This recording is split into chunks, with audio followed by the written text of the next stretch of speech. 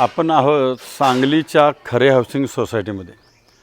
खरे हाऊसिंग सोसायटीमध्ये ढासाची उत्पत्ती एवढ्या मोठ्या प्रमाणात आहे आणि ढास कमी होत नाही आहेत, म्हणून महानगरपालिकेच्या कर्तव्यदक्ष उपायुक्त माननीय स्मृतिताई पाटील यांच्या कानावर मी गोष्ट घातल्यानंतर महानगरपालिकेचे कर्तव्यदक्ष सॅनिटरी इन्स्पेक्टर याकूब मद्रासी आणि त्यांची टीम या खरे हाऊसिंग सोसायटीमधले ढास कमी करण्याच्या दृष्टीनं फार प्रयत्नशील होते.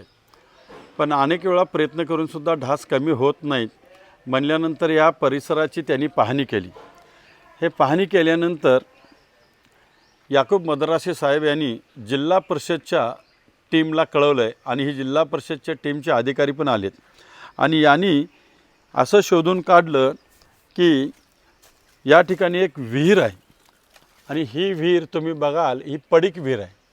ही वापरात नसलेली विहीर असल्यामुळे या विहिरीमध्येच ढासाची उत्पत्ती होते असा त्यांचा अंदाज आहे आणि त्या दृष्टीनं त्यांनी उपाययोजना करायची म्हणून हे जिल्हा परिषदेचे साहेब या ठिकाणी आलेले आहेत आणि त्यांनी काय करणार आहेत हे आपण त्यांना विचारतो. साहेब, जरा आपलं नाव सांगा आणि तुम्ही काय करणार आहात. माझं नाव सुरेश ज्ञानू वनखंडे. हां सर. आमचं कार्यालय जिल्हा विस्तार अधिकारी कार्यालय सांगली जिल्हा परिषदावर दुसरा मजला, सांगली मिरज कुपवाड महानगरपालिका अंतर्गत आम्ही आरोग्य सेवा म्हणून आमची टीम काम करते.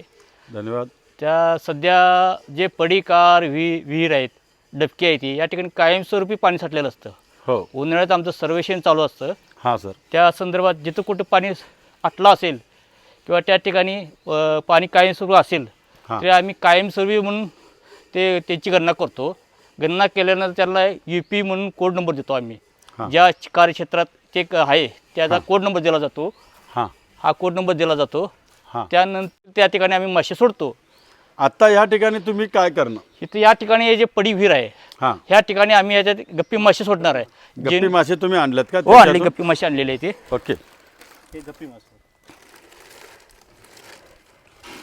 याच्यातून गप्पी मासे आणलेले आहेत. हे गप्पी मासे आम्ही त्याच्यात सोडणार. त्यात सोडले की जवळजवळ आता आज आम्ही 50 जोड्या सोडल्या. 50चे 100 जोड्या असं वाढत 2-3 महिने वाढवत जाते. त्यात काय होईल, डास अंडी घालणार. अंडी घालत असताना जे आळी तयार होते, अंडी आळी लगेच ते गप्पी मासे बक्षी करतं. हे किरण पाटील आहे ते. ओके. हे नागेश खराज म्हणून आहे ते. ओके. आणि हे अजिंग गाडगे.